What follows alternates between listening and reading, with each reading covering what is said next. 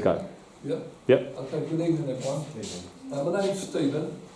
I set up Drugs Line 11 years ago, and in that time I've seen over 1 million students all over the country, and I'm really proud of that. I teach the police, probation, social workers how to work with drug addiction, with challenging behaviour, and I support families. All over the place. And my after-sales service with schools is, if you have a problem in the school, then I'll come and I'll help. I'll either come in person, on the phone, email, or I'll signpost and get you in the right direction. Everything I tell your children is the truth. I don't make it up. I refuse to pretty it up and make it look better than it is. It's hell out there, and I can't make it any different. It is, and it's getting worse. It makes me sick sometimes at how bad the addicts are getting, how they tell their family lies, they tell stories, they manipulate, they con, they cheat. And I'm a therapist and we're not supposed to give people labels, but the death and destruction, devastation that I work with every single day, watching young people killing themselves. What you hear is not what I told your students, your children, if they're under year 12. So year 12 would have heard, year 12 and 13 would have heard what I'm going to tell you. The work is all year specific.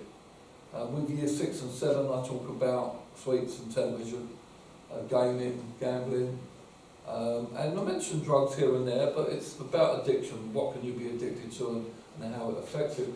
And I wrote this program called Does My Child Know More Than Me? And the answer to that is yes, they do, because they want to. I will give the school a glossary. I started writing a glossary of street terms, because they have codes for everything. Every drug's got a different name, it's got 1,000 different names, and that's to keep people away from them, so they don't know what's going on. And I won't print it out myself, because at the moment it stands at 64 pages. And there's some other fact sheets I'll give the school that you can have a look at, and they'll email it to you. So I've been a therapist for 25 years, but I'm a miracle. I'm a miracle in the room. 36 years ago I used to sleep on the street. I used to sleep outside the BBC on the Strand. My addiction was prescription drugs. I hated myself. I planned my suicide. Thank God I didn't go ahead with it. I've got 4 children, 6 grandchildren, and my life is incredible. But that went on because 2 years ago I had a stroke. I had a stroke and I had to learn to walk and swallow again. So I'm lucky that I'm still here and life is good. But this is the bad side of what I do. Why do young people use drugs? Adults often don't understand why young people use drugs. They don't know what they want to try. Young people, so as parents, you don't understand why they want to try it. The children, they don't see it's a big deal. And they don't see it as a big deal, and I find that quite annoying, because it's all this attitude, it won't happen to me, it happens to everybody else. I'll be okay, I'll smoke a bit of weed and I'll be fine and I won't go any further. If I had £1 for every addict who told me while they were smoking weed, I'll never do any more than that. When they end up a heroin addict, I'll be a multi-millionaire. If I had, and this is as much as if I had £1 for every cocaine addict who said they'll never do heroin. You have no idea where you're going to end up once you start. I'll have to get used to this thing. They're attracted to drugs the same way that people have always been attracted to alcohol. The drugs have become normalised. It's normal practice. People, yeah, my friends do it, I do, they do it in school, it's not a big deal. I have a serious problem at the moment. It's the biggest problem I have. And I don't want anyone, well, I don't care if anyone's offended, but my problem is the cool parents. The cool parents who want to smoke weed with their children. It used to be the boys, their dad would wait for them to get to 16 where they could go down the pub and have a pint with them. Now people are smoking weed with their children, and they come out with such nonsense like, well, I can show them how to do it properly. At least I know what they're doing. At least there's a responsible adult watching them. This is all nonsense to justify their using. And that side of it, the call parent, I was called on the phone by a call parent 3 years ago who I knew very well, I knew the family really well, and the woman screaming down the phone, "Stephen, you've got to help me, I buried one daughter, I don't want to bury this one." And I find out, I got the daughter into rehab in Spain, it was during COVID, and I found a stranger to pay £16,000 for this girl to go into rehab. The mum hasn't got 2 pennies to rub together, and she's walking around in designer clothes and designer handbags, and everyone else is doing everything they can to help her children. I do a little bit of research and find out my daughter-in-law went to school with the 2 girls. And she said, "Oh, so-and-so's in trouble." I said, "Yeah, I made out I didn't know." She said, "Yeah, when we were at school, the mum used to ask us all round, and she was get weeding for all of us," which I find quite ridiculous. I get called to a school. I said to you, my after-sales services, I support schools. And I went to see a family in Surrey recently. And 6 boys in a school, 6 year 11 boys, are buying weed from their friend's mum. So I went to the school, I said, the school phoned me, I went to see them, I said, "I'll come and talk to the boys, but only if their parents are there." And we went round to one of the houses, and 6 boys were there with 6 mums. The dads weren't there. I don't know why. And I started with the boys, and I said, I asked them really quick questions. "How old were you when you started?" And they said, "Year 8. And when I ask clients in a rehab, "When did you start using?" it's always 12 or 13 or year 8. That's their answer. Very rarely does someone start later. Very rarely. Sometimes they start early, but you get the occasional one that maybe there's 15, 16, 17. So then I said to the boy, "So you started when you were in year, when did you start buying off of this woman?" And they said, "Year 9. "And how did you fund it? And how did you pay for it?" Well, they all said they'd got a Saturday job. So I said, "Okay, Saturday job. What do you do if you haven't got any money?" So they said, "We do odd jobs for her. We do housework, we do bits of gardening, go shopping for her." Then I looked at the boys and said, "Who's had sex with her then?" And they were horrified, except one of the boys. I said, "You have, haven't you?" And he looked at me and he said, "How do you know?" I said, "It's written all over your face." And the problem they have is, the young people don't see the problem. The woman is a dealer, and her job is to get as much money from the boys as possible. If she's having sex with the boys, she's got that boy for the next 10 years. And the boys have to see what's going on. And the dealers, it's about power. A dealer has power over you. They've got in their hand what you want. And they don't care what happens to you, they want your money. They want your money. They don't want anything else, they don't want your friendship. You think they're your best friend, but they want your money. They don't want anything else. They're like anyone in business. My first ever client as a counsellor was a train driver for London Underground. And when he started going back to work, or just before he went back to work, I was seeing him twice a week at London Underground to help him get back to work. And he said to me, he used to say, "Yeah, my friends asked me out for lunch." And I thought, "What you telling me for? You're going out for lunch with your friends?" So it's, and this went on for a few weeks. I said, "What about your friend?" I find out 6 weeks later that the friend is his dealer. He was spending £800 a week, £40,000 a year on cocaine. Now, anyone in business, if you lose a client worth £40,000 a year, number one priority is to get that client back. And he couldn't see that. He couldn't see that the guy wanted him back. So, "I'll take you out for lunch," I'll take you out for whatever you want, we'll go out. "Come on, I'm your friend, I'll look after you." And it doesn't matter how old you are, you get sucked in. Because this is what the drugs do to you. They change how you think, they change how you see things. So the drug use has become normalised. It's like it's always been with alcohol. Their friends are doing it, their cousins, their family are doing it. They're bored. I don't buy that, but let's say they're bored. drugs are easily available. Well, they can get. I always had this thing, that if my children said to me, Daddy, I'm going to start smoking, I'd have gone round and bought them 20 Rothmans so fast, so they would smoke that rather than get involved. Because it would have been easier for them to get weed than it would be to buy cigarettes. There's as many reasons why they use as there is young people. The sad thing is when I get to meet people in rehab, I've never ever met an addict who hasn't got a good reason for being where he is or she is. There's always an underlying issue. And that's really sad. And children need to be encouraged to talk to someone. And I have this thing, I did some work with an American lady, she was a child psychologist. And we come up with that the children should speak to someone who's never hurt them. Someone who's always been nice to them. Speak to them if they've got a problem. Because we have an issue now with children where there's a grassing culture. And sometimes schools can be like a prison. They shut up, they clam up.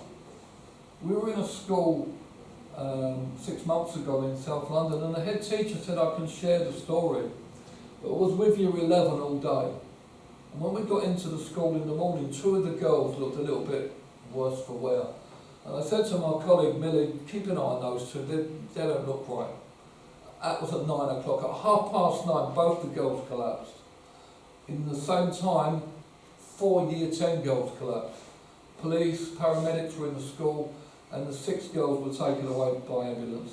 The police had a bottle of what they used, and I was talking to the police, and either the girls had their drinks spiked, you can be any drink, it can be hot chocolate, or they drank it themselves. Now what they used was a drug called GHB.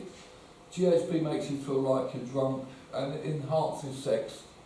So it comes in a small bottle like that. If you take that much, you might be okay, you'll have a bit of sex, whether you're with someone or on your own. But the trouble is, when you try that much, you like it, so you then go to that much. If you try that much, you die. But they don't know. They want to do it. So now we've got 6 kids all in hospital. 6 months later, one's gone back to school, 4 are still at home, and one's on a life support machine. Now this is what I see all the time. And I'm working with the police. We find out that the dealer's in year 10, but no one will admit whether he put it in their drink or he just gave it to them. No one knows. And no one will tell anyone, because that's the culture that's around at the moment. What can you do when you're here? Get yourself the facts. Find out what goes on. Find out what is happening. Talk with your children. It's never too late. It's really. And I have this thing. My 4 children. And this is what I do with your children. My children are my life. My children will never, ever, ever be my friend. I could never love a friend as much as I love my children.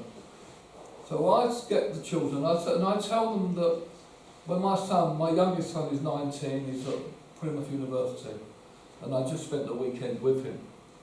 When he was in year 7, he phoned me in the first week. He said, Daddy, can I go to Luke after school? I said, yeah, what's his address? What for? I'm going to pick you up. I went straight round to the house. And I rang the bell and a woman's come and she said, yeah, can I help you? So I said, my Lou is coming to play with Luke after school. And she looked at me like I was mad. And she went, it's 1:30. So I said, yeah, I know. And she went, you've come to see where your son is coming. I said, yeah, I've come to see where one of the most valuable things in my life is coming after school. I want to know where he is. And she said, wow, why don't more parents do that? When he got to year 12, I was divorced then and I was living with him. He was living with me, and I said to him, your friends are brilliant, they can come round any time they want. They're more than welcome, you can have sleepovers, whatever. But if you get in a car with these 3 parents, one's a cocaine addict, one's an alcoholic and one's a cannabis addict, if you get in the car with any one of those 3, I will phone the police straight away and report them for driving under the influence. And he never did. Have you ever put your hands up if you've ever told your children, don't talk to strangers? I've never told my children, don't talk to strangers. Do you know what I tell my children? I want to know you're sitting next to in school. I want to know who your friends are. I want to know. I don't want you going round to someone's house and the dad's drunk and the mum's smoking weed, or they're smoking weed together, or they're offering it to you. Do not want that. I don't want it. And if someone else wants to do that with their children, that's fine, but it's not happening on my watch, and I won't get involved in it. I was once watching my son football training, and it was drizzling, it was cold, and I was talking to one of the dads, and another dad came over, and he come up and he whispered out the corner of his mouth, "Trying to check your line." He said, "Go away, not in front of him." And I took my son right away from that football team. You're not playing football where the dads are coked up on a Saturday morning from Friday night, because I don't want my children around it. Their kids think it's funny. "Oh yeah, my dad was out last night, didn't get in till 4 o'clock this morning. Oh, I don't know what he was using." And they all think it's funny, but you're not around me. Don't accuse your children. Make it a subject that you can talk about. You and your children can gain from calm discussions.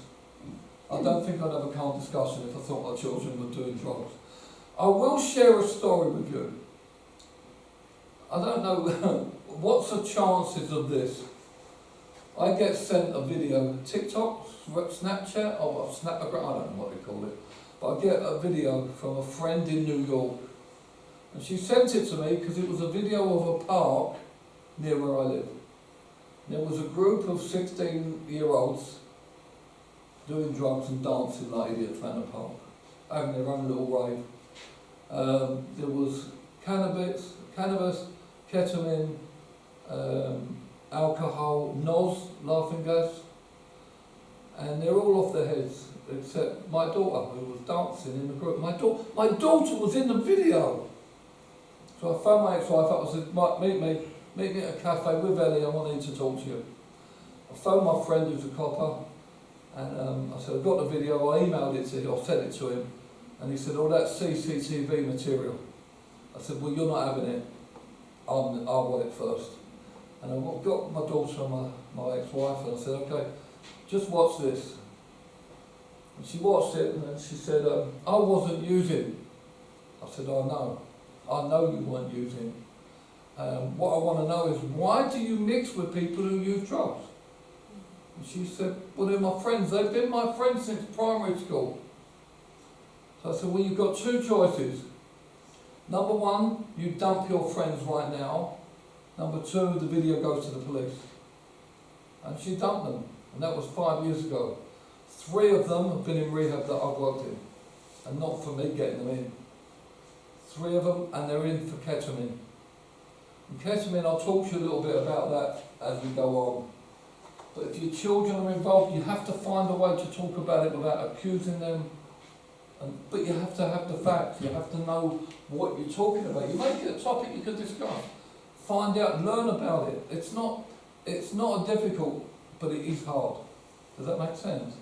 It is really difficult to talk to a child who doesn't. To me, anyone who's younger than me of that in their mind, they're my child. If they don't want to talk about it. They won't tell you what their friends are doing. Every child is different. But just make sure the information you get is accurate.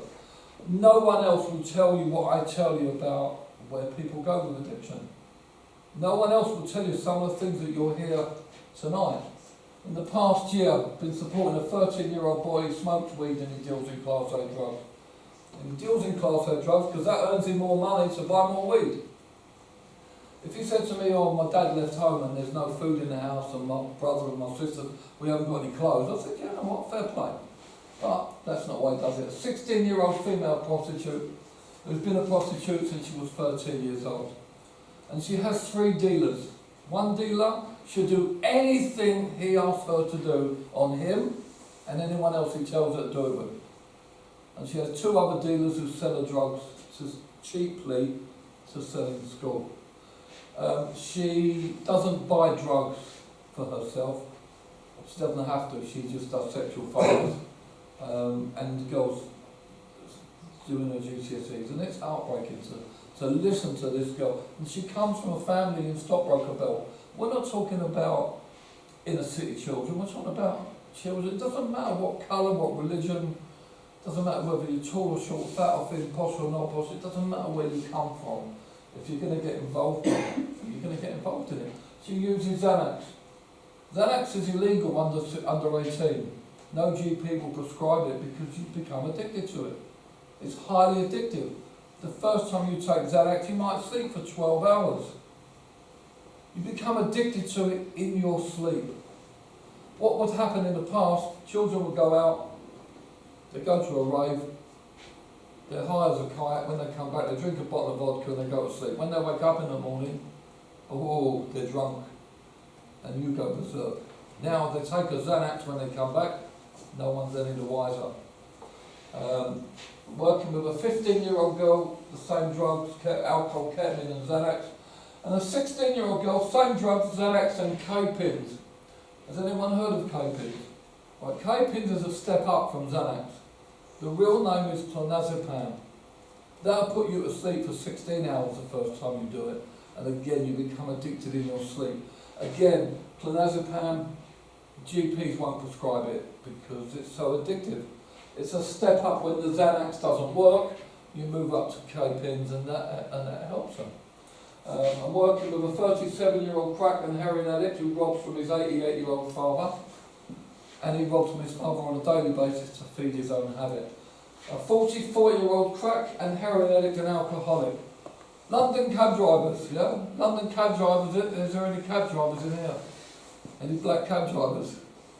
Because black cab drivers think they're the greatest ambassadors for London. Yeah, do you agree with that? They think they are. Whether they are or not is irrelevant, but that's one of them. And they've got cab drivers vaping cannabis oil.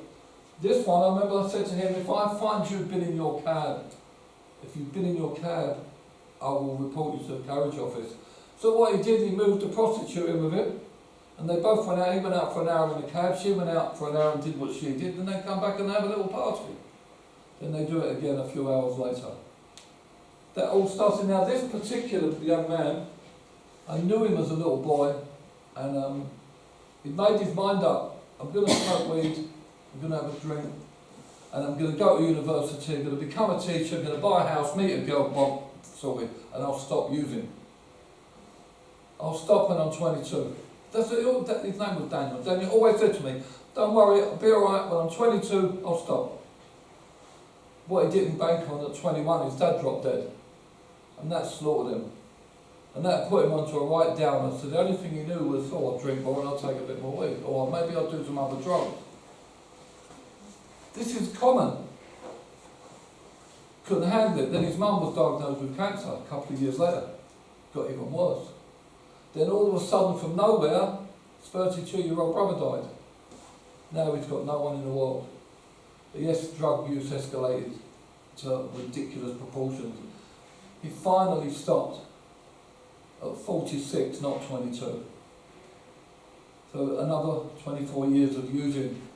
So you can't plan what you're going to do. They'll tell you, I'm going to do this, I'm going to do that. When the drugs take over, the drugs take over. And I'm working with a 14-year-old boy. Well, I don't work with him anymore because he's involved with drug dealers in Tottenham. He lives with them, he serves up for them.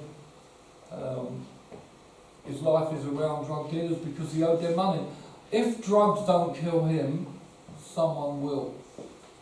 You hear about people getting shot and stabbed. He's the prime target for that.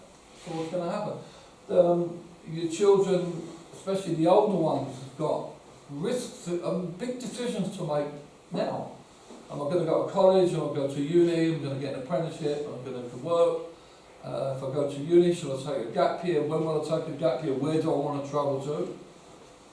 I've seen 3 dead bodies in one building in Hackney. The 3 of them died sitting on a toilet covered in blood and poo. 2 of them had a needle sticking out their arm, 1 had a needle sticking out their groin, and they started using when they were 13 or 14 years old. They died in their late 30s. Car insurance. I don't know if any of you have got teenagers who've learnt to drive and you have to insure their car. Does anyone know how much it is to insure your car? Triple. Sorry? A lot. It's about £1,500 a year. But with a drug conviction, it's trebled. And there's no claims on that. It's trebled forever. There's 4 crimes that will stay on your record forever. Drug offence, sex offence, arson and ABH. You're likely to commit sex offence, arson and ABH under the influence of drugs. With a drug conviction, has any of you been to America? Where did you go? I've been to New York and to Orlando. Oh, did you go to Disney? No. No. No. Universal? Yeah, went to Universal. Did you like it? I was there for a work thing, so. Oh, okay, but you It was enjoyed alright. it? Yeah? Would you took your children there? No. Would you take your children there? Yeah. Okay. With a drug conviction, your children or you are never, ever going to America again. Or Canada, or Australia or New Zealand. They don't want you there. And there's a barcode on your passport, and that contains all the information. You might end up on a life support machine. This could be your child on the life support machine here. You might end up on the street. Your children might go abroad on a gap year and get arrested for smuggling drugs.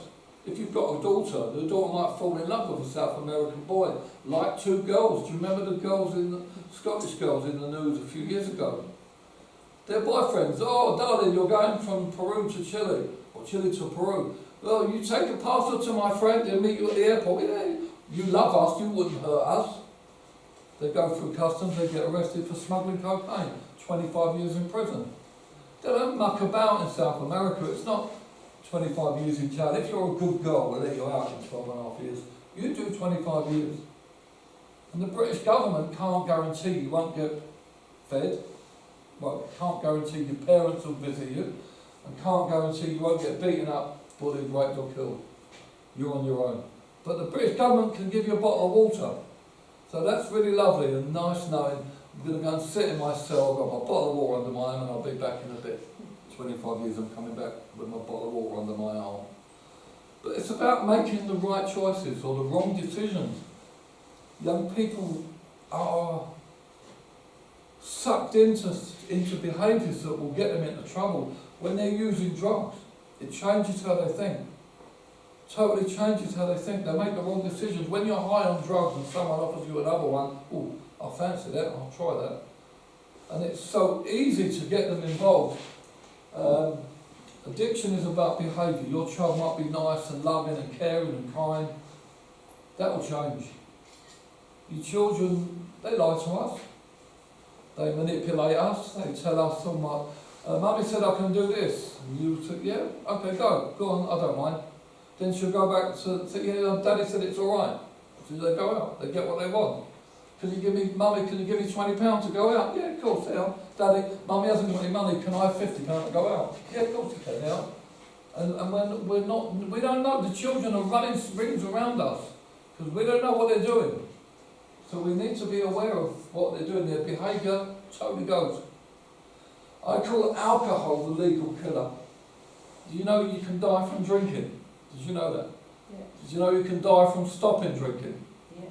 You have to stop medically supervised. In England, 150 people die every single day because of alcohol. Maybe they get one of the 7 cancers that's common with drinkers. Or maybe they went in a pub, got a bit too drunk, fell over and banged their head and died. Or maybe someone spilt their drink and they hit them, killed them. Or maybe they got in their car and drove home and they killed a family crossing the road on their way home. People that get involved in drink and drugs don't think about the consequences to other people. They don't think about it, they don't care. They're always, I want my drink now, and I want a great big bucket of it. And if I'm using drugs, I want an armful. I don't want to take a little bit, I want it all, and I want it yesterday, and I want loads of it, and I want more afterwards. They don't care what they do to you. When I was taking prescription drugs, and I would go to my GP and I'd get 4 different pills, 100 of each. and I go to the pharmacy and I've got now 400 pills, and I go back to the doctor straight away and say, I lost my prescription.